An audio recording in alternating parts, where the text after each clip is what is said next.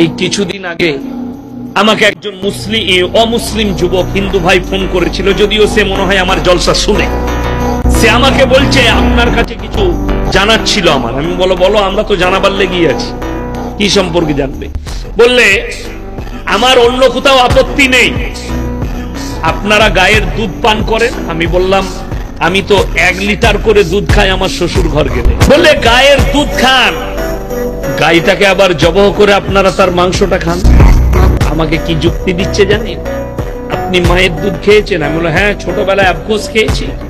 আমরা সবাই মায়ের দুধ খেয়েছি না খাইনি? খেয়েছি। তো আমাকে বলছে আপনি মায়ের দুধ খান, তাহলে মাকে কেন জবাই করে খান না আপনারা?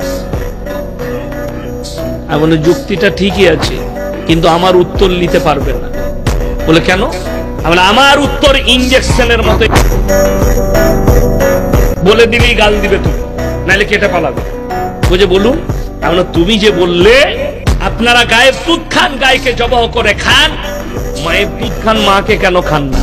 আমি বললাম তোমরা তো গায়ের মুখ খাও। বলে হ্যাঁ।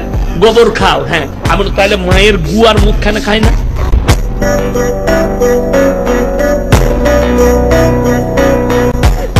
কথাটা বুঝতে পেরেছেন?